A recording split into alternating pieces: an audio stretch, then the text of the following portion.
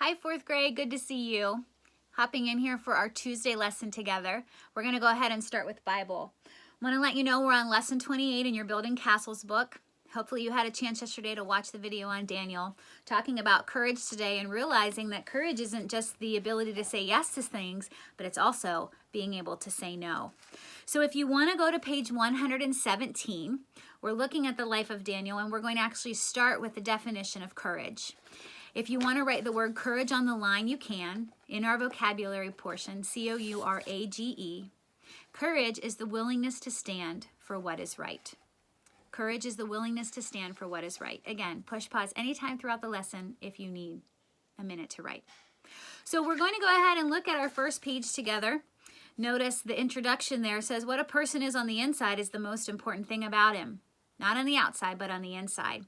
Sincerity, honesty, unselfishness, intelligence, the spirit of cooperation and justice, cheerfulness, courtesy, concentration, and all the rest help to make one who he is. What one is, that is character.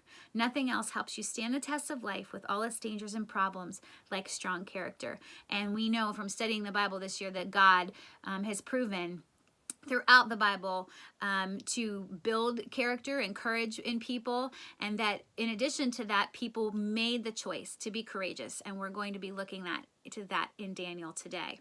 So the directions here say making right choices is part of standing alone. So many times we just go along with the crowd or do what our friends are doing, but God wants us to grow up and think before we act. So below you see 4 different verses and a principle or a statement before the verse. So your job is to look up the verse and write the part of the verse that you think goes along with the principle being stated. So let's do the first one together. Life's most important choice is whom we will serve, Joshua 24:15. Well, if you read Joshua 24:15, it says, "But if serving the Lord seems undesirable to you, then choose for yourselves this day whom you will serve, whether the gods your ancestors served beyond the Euphrates or the gods of the Amorites in whose land you are living. But as for me and my house, we will serve the Lord." So that's a wonderful verse from the Bible. And what I would pull from that as the part of the verse that goes along with the principle, saying what is life's most important choice and whom we will serve, what I would pull out would be the last sentence that says, "As for me and my house, we will serve the Lord." Okay, so that's what I would write on that line there. So you're going to go ahead and look up Proverbs 16:9 and Proverbs 22:1 and Matthew 12:30. Read the verse and determine what part of the verse goes with the principle being stated. All right, and your answers are going to vary and be a little bit different depending on what translation you're using. But if you have any questions about that, feel free to email me, and then we'll pick up with some more discussion about that tomorrow. All right, so looking up those verses and applying them to our lives. Next, we're going to go ahead and talk about history. Last week, we began the American War for Independence. You read pages 101 to 105 and did the comprehension check. Let's go ahead and go over those answers right now, but I do want to let you know that I sent a Brain Pop video today that's talking about the events leading up to the American Revolution. And a lot of those things in the video are what you read in these pages last Friday. So this will be a really great review for you, or I'm sorry, last Thursday. This will be a really great review for you to watch that video together. So who was the King of England just before the War for Independence began? Checking your answers here, and we know that's King George III. That answer was found on page 101 and is in your video today. And then what was the Boston Massacre? And we know that that was the fight that broke out between the American colonists and the British soldiers, where there was kind of a skirmish that happened and 5 colonists ended up getting killed. And that's in the video today as well. And also the Boston Tea Party. We know that that was where the colonists dressed up as Native Americans and dumped the tea, in the crates of tea, into the harbor. Again, in your video today. And I want to direct your attention to page 105 there in the middle that says, "News of the Boston Tea Party spread quickly to other colonies. Many colonies cheered the people of Boston for their courage, and others wondered with fear what will England do now? Because they knew that England obviously would be upset about losing all of that tea.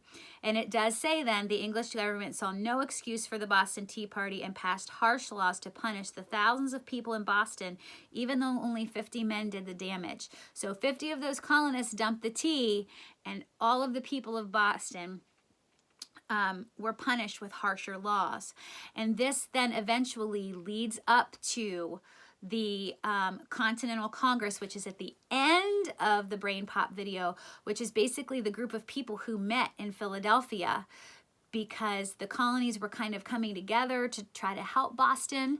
And eventually they end up meeting in Philadelphia to talk about what their next step is going to be in regards to the way that they are being treated unfairly by England. Okay, I also have a document for you, just a little link. It'll pop up and it'll give you some extra information about the Boston Tea Party, and then like 3 or 4 comprehension questions for you to click on to get your answers online. And you can just take that for fun today and read a little bit more about the Boston Tea Party, review the Brain Pop video about all of the events leading up to the actual war, and then we will get into section 2 of our chapter tomorrow, okay?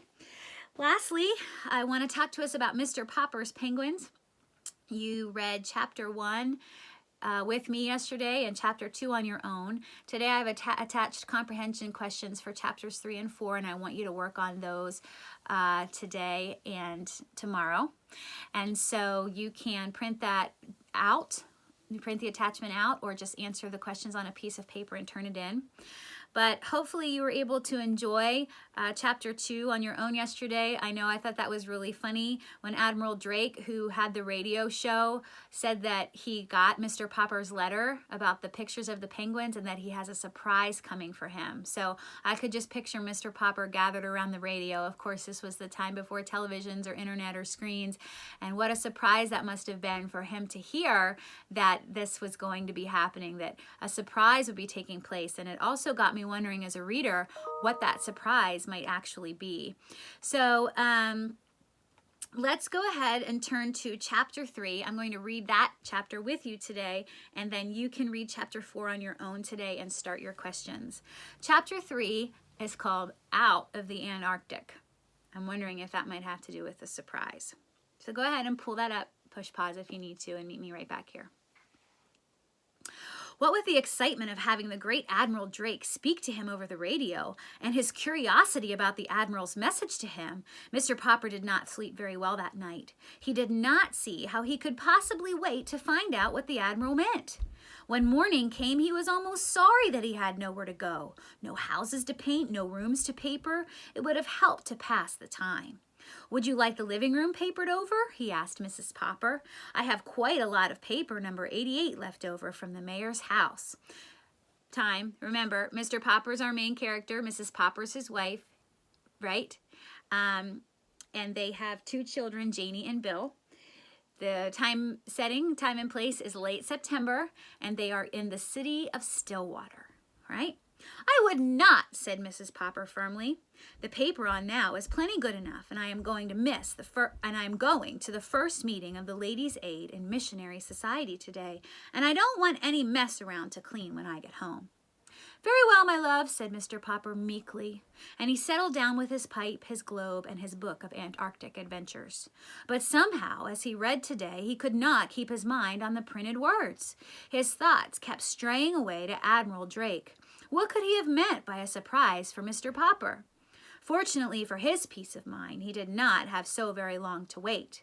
That afternoon, while Mrs. Popper was still away at her meeting and Janie and Bill had not yet come home from school, there was a loud ring at the front door. "I suppose it's just the postman. I won't bother to answer it," he said to himself. The bell rang again, a little louder this time. Grumbling to himself, Mr. Popper went to the door. It was not the postman who stood there. It was an expressman with the largest box Mr. Popper had ever seen. "Party by the name of Popper live here? That's me. Well, here's a package that comes air express all the way from Antarctica. Some journey, I'll say." Mr. Popper signed the receipt and examined the box. It was covered all over with markings. "Unpack at once," said one. "Keep cool," said another. He noticed that the box was punched here and there with air holes. Now, I don't know about you, but I know enough with my background knowledge to know that if something arrives for me with air holes, that means that something in it is alive and needs to be able to breathe. You can imagine that once he had the box inside the house, Mr. Popper lost no time in getting the screwdriver, for by this time, of course, he had guessed that it was the surprise from Admiral Drake. He had succeeded in removing the outer boards and part of the packing, which was a layer of dry ice, when from the depths of the packing case he suddenly heard a faint "ork." He stood. His heart stood still. Surely he had heard that sound before at the Drake Expedition movies.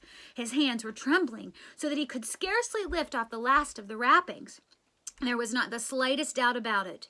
It was a penguin, and Mr. Popper was speechless in delight. Give it a click.